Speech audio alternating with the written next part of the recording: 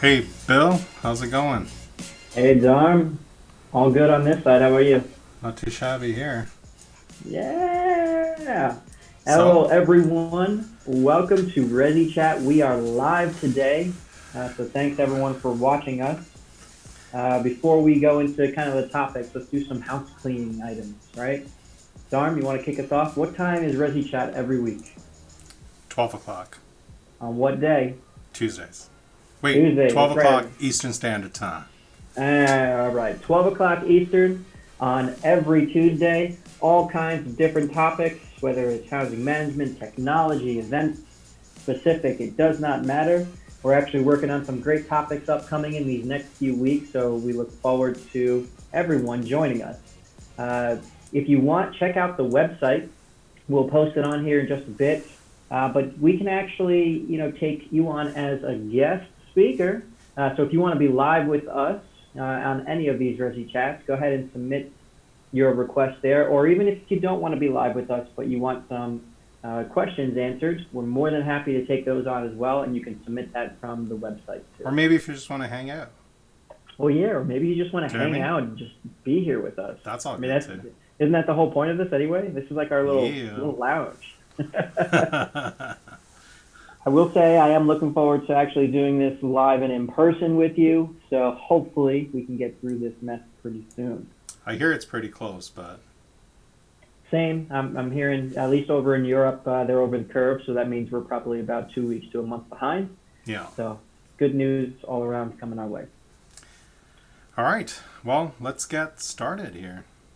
All right. So today, episode number 2, our topic on resichat is how to monetize your room block management solution. This is a tough topic. Sometimes people don't like to talk about money, but when it comes to your event, monetizing and developing new revenue streams is important now more so than ever. So let's start off with the first question, Darm. What do you think? Yeah, let's do it. Before we do it, I just want to give a good shout out to Chris Bogle here. He's on our chat. His being part of the chat, and then Avery as well, trying to banter the banters, so that's kind of fun as well. And All right, you're the chat moderator. I can't see him. You can, so you have to ask. Yeah, absolutely. All right, let's go. Number 1. All right, number 1, why you should monetize your room block management solution. Well, I mean, like, who doesn't like money? All right, but sometimes money is like this taboo thing where I don't know, maybe you don't want to charge your attendees for some stuff. Maybe you don't want to do this. Yeah, well, I mean, in this case, definitely there's an opportunity to monetize the housing platform. It is a new revenue source. It's something to think about. It definitely allows the opportunity to look at how to get extra money from the entire technological process. Now, let's look at it this way. For example, when you have, when you go buy a ticket at Ticketmaster, yeah, you're paying how much for a processing fee, for example. So that's how they're making their money. That's how they're monetizing it. Plus other ways too. So if your platform can allow for monetization in that way, why not take advantage of it? I agree, and I'm actually glad that you brought up Ticketmaster because that's exactly the kind of mindset that I have as well. And this is what I'll say to that. And a lot of people give me looks and like, "Are you kidding me?" But the event industry is somewhat 6 months to a year behind kind of the commercial world. And that's okay, right? We catch up in a B2B standpoint, but events specifically, um, we put on so many experiences for our attendees. And yet, we don't even remotely think that we should be charging for those experiences. But Dharma, I have a question for you. What? All right? This is a biggie. You're full of When's the questions. last time that you went to an experience and I can't even finish the question now. When's the last time that you went to an experience that you didn't pay for? That was good? Never. right? You pay for quality experiences, I and mean, it's like when someone says, "Hey, you want some free food?" I don't know about that one. well, I mean, I'll take free food. I'll eat anything. Fair enough. I'm on a seafood diet. All the food I see, I eat. That's right. Dad joke right there. Okay. But I'm serious. So event professionals don't think in this way, and sometimes it frustrates me. And if you do think in this way, awesome. You're a growth architect. Talk about that, what that is another time. But the idea behind that we should be giving things away for free as member benefits, right, is kind of ludicrous to me because at your event, how many of them are actually members that attend? The data tells. I mean, it's not even half. So you should be charging for your experiences, and you don't need to say, "Hey, listen, I'm going to charge you $20 directly for this experience." No, you can do it through other revenue streams, and I think the perfect way to do that is through your room block management solution. Absolutely. And something to keep in mind is, for example, would you pay extra money to not wait for a late check-in, for example? If you want to do an early check-in, Yeah, would you be okay with $10 for that? You know what I mean? So I think considering how to monetize the experience, sorry, monetizing the process that leads to an experience is definitely something to keep in mind. And the platform should support that. So, yeah, you brought up another great example. Would you pay full of them. for, right? Would you, you are full of it. No, I'm just kidding. Would you pay for the early check-in or even late checkout? $10 each. The answer to that resoundingly for everybody is yes. Yeah. And here's why I will say that.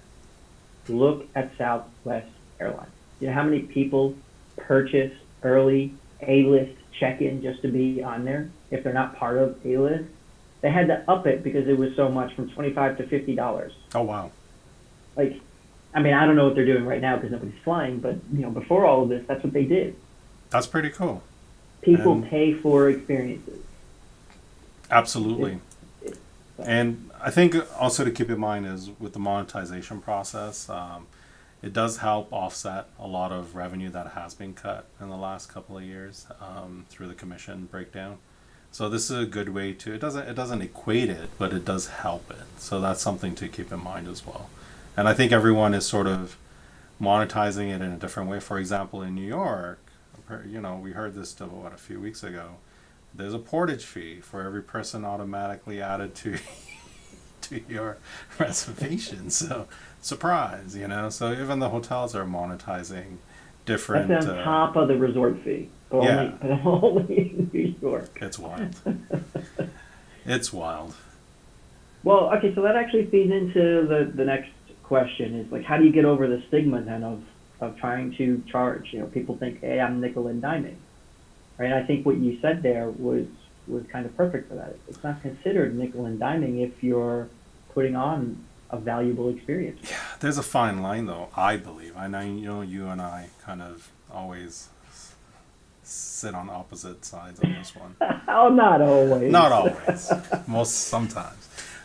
Well, there's a fine line. I think one of the fine lines is how much do you want to charge the attendee the fee, and you don't want to freak them out by booking out a block, for example, right? So you do want to make sure that they are interested in the block. So if you're paying an extra $10 for a processing fee or whatnot, and that does help provide a better check-in experience or provide some sort of swag or whatever it is. I think that kind of stuff is important to encourage the person to book within the block, but then also to help monetize the entire experience as well. Especially getting out of this whole COVID situation, I think there'll be a lot of cases where we will be looking at creative ways to generate additional revenue and also to make it really nice and fair for everyone to have a good, safe experience. And I think that's important. You said one piece there that I think might get lost, and I don't want it to get lost because I think it's extremely important. You said entire experience. Yeah. And it's important for us to look at everything from start to finish, that journey, right? We've been talking about attendee journeys and audience journeys for a long time, but now you need to take that step from registration to housing, even before that, to the marketing journey that you're doing or the acquisition journey, right? So that entire experience, not only the floor or education experience that you're providing for them. So it's important, and as you take a look through all that, how can you monetize that to provide an experience that's going to retain them? Right. One of the biggest struggles is to actually retain uh, attendees at events or even members. So Right. if you can, map out that entire experience, that entire journey, and figure out where you can spread the costs. Right? It's instead of saying you need to pay $1,200 to come to this event, right? But it, and then nickel and dime them like on like housing reservation fee or all that. That I would agree with you on for those things. But if you can look at it as okay, your attendee fee for the education, the $500, but for your show floor experiences and for the entire experience around this, we're charging you $10 a processing fee Yeah, from the housing platform. I exactly. think that's fair. I think so too. I mean, I can see us doing that quite a bit with virtual stuff too, right? People are like, well, you're gonna come to the show, it's gonna cost you $1,000. You want to do virtual, it's gonna be a little bit less, but it's spreading the cost with a different type of experience. So let's refine kind of our answer here to answer the actual question of how do you get over the stigma of nickel and diming. Create a better experience, a memorable experience. Let's go with a delightful Oh, experience. delightful! Oh, All very right. nice. To make the attendee feel that they're listened to and they're catered to as well, especially with what's going on at the current state of time, so to speak. So I think that's important, and I think it's a two-way street. Like even hoteliers should and will probably have some adjustments. And I don't know, I can't speak to hoteliers, but it could be a scenario where there is a lot of shared interest to win over customers and whatnot, and what we need to do. You brought up something that I just read yesterday. Brussels Expo, right now providing ridiculous level air purifiers, and so that Oh there'll wow. be COVID fee at the center itself. Obviously, I mean you can't be completely free of anything. I'll say that, but it's definitely going to help. Okay, so now that you're providing this, right, and from a hotelier, from a convention center, from all of that, you're going to obviously have to offset those costs somehow. Right. And so this is feeding into that whole thing of like everything that we're doing for our audience has a cost, and there needs to be some sort of spread out offset in order to do that. We're not talking about make a ton of revenue for this, but you know to get over that stigma, you need to spread it out in different ways. Your housing room block solution is one of those ways that you could absolutely do it to provide the experience, and that experience is what's going to retain your attendees, retain your audience. And we all know the issues that we have with retention.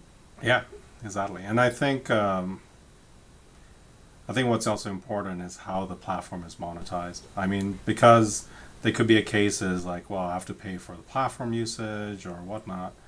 Maybe the whole idea is offsetting that cost to the attendee. That's what we're talking about right now. Is one way to help you as the customer not have to pay for a platform that works for you. So that's kind of cool too. I A guess pay that as you would. go kind of system, you mean? Yeah, exactly. Okay. Some like Ticketmaster, right? Same deal. Yep. That kind of thing. And then I guess we can. Do you want to talk about monetizing different ways? Yeah, that's the next question is how Okay. can you actually monetize a platform like this?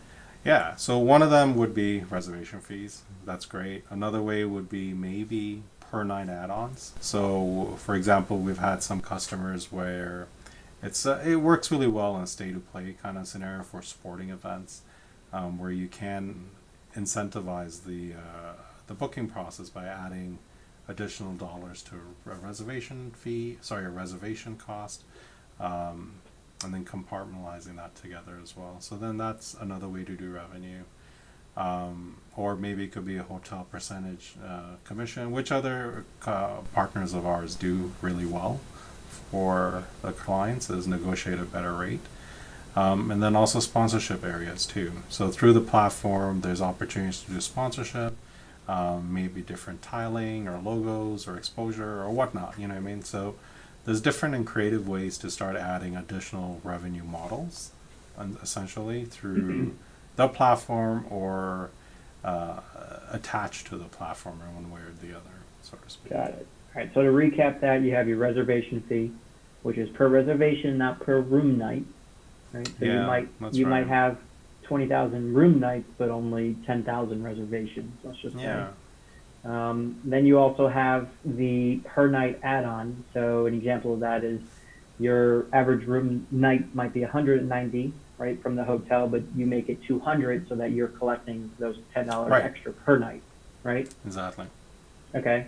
And then the last would be if you've negotiated with the specific hotels an actual commission based off of the actual per night sales too. And then Correct. of course, sponsorship opportunities within the actual room block management solution. There you go. I mean, that's a lot of different opportunities to monetize, one singular platform or one singular aspect of your event. Obviously, you don't have to do all of them, but you can, and you You can make can. a lot of revenue off of that. We've done a little matrix on that, and that was kind of interesting to see how those numbers looked. Yeah, it was a larger number than I think I even expected, which is why I'm surprised that so many out there really don't look at it in that way and realize, wow, this really does spread the cost, across that. Like imagine you did this, but then also reduced your actual registration fee, in a sense, Yeah. not as much, right? And then attendees actually look at it as, oh wow, they're doing me a larger favor by reducing the attention fee. Some may say, oh, well, that's robbing Peter to pay Paul and all this, but really it's just all the same revenue for you. And definitely open to feedback on this from the community. Oh yeah, absolutely. Because, I mean, we're not know-it-alls. We don't know everything, but these are just opinions that we have that we think, is a way forward for the industry. And instead of increasing kind of registration fees, you can spread the costs out in different areas of Yeah. your event. Exactly. All Exactly. right, so let's go on to the last question, and this is actually really great because it wraps up a lot of the things that we had talked about, except for one that we didn't mention so far. And so that question is, what can this extra revenue or offset revenue really go toward?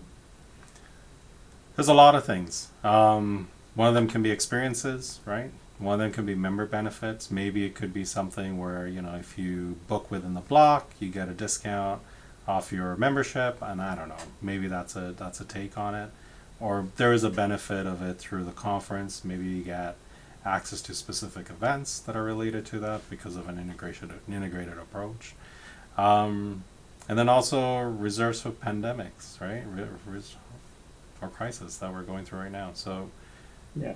I think that's That's one that we didn't really touch on yet, and it's probably a very sore subject for many, but obviously we all have friends that are either being furloughed, laid off, all of that. And, if you had different revenue generating sources for your events, you might be able to build up your reserves a little bit more to kind of survive through this. Because we all know that people are the most important aspect of your organization. And in times like this, the more that you support those individuals, the more productive that they're going to be once you're actually through this, and you're going to come out as a stronger organization. So as you look to, to change your revenue streams, as you look to increase them, as you look to figure out what you could do, keep that in mind, right? It may seem like a stigma that you're nickel and diming them, but if you're offsetting costs or increasing your own revenues through a spread out experience, right, it's ultimately going to help them in the end because you're keeping your staff as well. Like you're keeping your team that's actually putting on the experience for them. Yeah, exactly. And the most important, well, one of the important ones is the bottom line. So it helps, the bottom line. Pretty straightforward thing. Yeah. Now I'll get all sappy here, Dharm, because I think you do this in one of the best ways, right? I mean, you've invested in your company. You've invested in Resichat. You've invested in StreamPoint. You've invested in your employees during this time. Well, that's me and my co-partner. And Mike too, and Mike. I know. I'm only talking to you here, but sorry, Mike.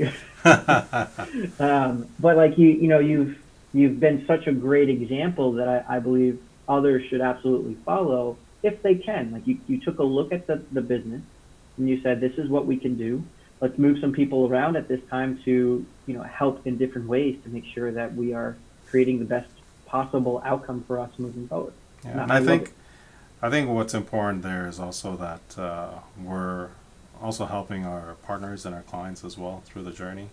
And some clients have had a rough time, so we're trying to work with them through that process as well. And some are actually helping us, which is really cool and very special as well. So I think it's really neat to see the entire community pull through together in this time. And I don't want to make it into a pity party or anything, but I think how I No, no, feel not about a that. pity But party. All right, not a yeah, pity party, but more of a bravo for looking at the entirety of everything and helping all the parties out. yeah, and I So think everyone I should know do that's that. completely off topic from monetizing your room block solution, but had to be called out because it's part of that.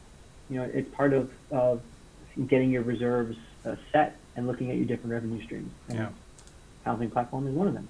Hey, listen. So there was one question that you had for me that you were kind of holding in back pocket. What was it? Uh, all right. So why should someone even use a housing platform? Why should they do it themselves? Wow. Well, that's It's a loaded question, right? there's a And lot of and I reasons said for that it. I mean, this is obviously one of the reasons that it helps monetize, but that's a small part of it. I think the bigger part is that it does allow the organization to be in control of their room block. Like, who has time to call different hotels to get their lists and their pickups, and trying to manage that whole process is really painful. I was gonna say something else, but it I it, think it is painful. it's very painful and it's a waste of time. So I think this platform, when you're looking at it, and not just Resi, but like platforms, but more Resi, let's just be biased a little bit, is We can that be biased. you can be biased. What it allows our customers and our partners to do is actually be in control of the entire platform. So you can create your own events, when you want to do it, how you want to do it, jump in at any time. You're stuck, we got support.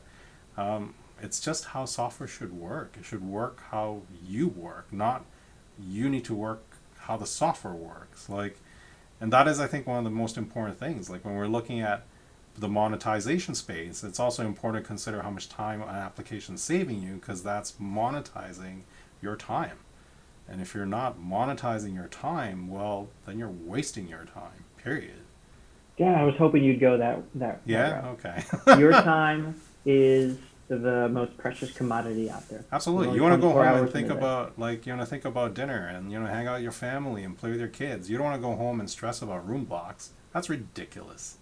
You Exactly. shouldn't be doing that. So I'm so happy that you answered that way because that completely wraps up all of this, right? Your time is the most valuable aspect commodity there is, right? When you're putting on these events experiences, and so that's why I believe firmly, whether you believe it or not, I believe firmly that you should be using every single platform that you have that helps to create an experience at your event and monetizing it in some way. It doesn't need to be thousands and hundreds of thousands and millions of dollars, but your time is valuable. And so as you're doing all of this, understand that. And you do not work for free. No, unfortunately, we got bills to pay. So, all right, that's all the questions that we have today. Do we have anything on the live chat that we can answer? Oh, here's a great question, I think. It's from Kelly, our friend. Great idea, guys, but how does adding fees to the hotel rate affect our ability to negotiate the lowest rate possible with the hotel in order to fill the block? Great question. So you don't add the fees on until you're actually done negotiating, and then you say, okay, I would like to add on, $5 for this for me to collect and whatnot. Through the reservation platform. Exactly. Correct. Hopefully that helps answer the question, Kelly. But yeah, that's all we got. And actually, a lot of times the hotels will work with you and they'll say, hey, listen, we're going to, this is the rate that we're going to provide. Do you want to add on anything? I used to get that question all the time. Great. All That's right. it. Well, that's it. So I've been working on my sign off, and my Oh, sign off is kind of a little bit of a phrase.